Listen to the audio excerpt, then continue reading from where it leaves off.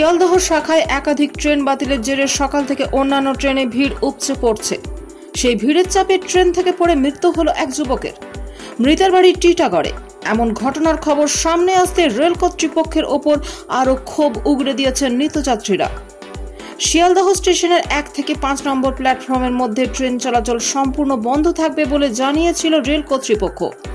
তবে কোন ট্রেনগুলি বাতিল করা হচ্ছে বা কোন ট্রেনগুলি যাত্রাপথ সংক্ষিপ্ত করা হচ্ছে বৃহস্পতিবার রাত পর্যন্ত এই ব্যাপারে রেলের তরফে স্পষ্ট করে কিছু জানানো হয়নি, এমনই অভিযোগ করেছে যাত্রীরা।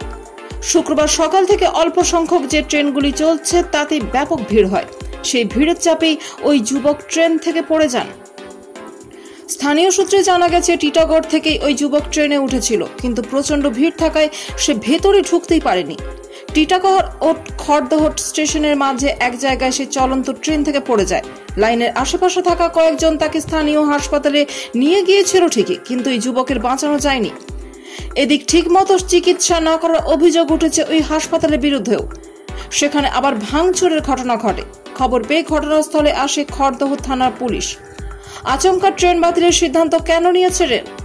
যাত্রী স্বাচ্ছন্দ্যের কথা ভেবে পূর্ব রেল কর্তৃপক্ষ কামরার সংখ্যা বৃদ্ধির কথা ভাবলেও তা বাস্তবায়িত করা সম্ভব ছিল না, কারণ ট্রেনের কামরা বাড়লে ট্রেনের দৈর্ঘ্য বাড়বে।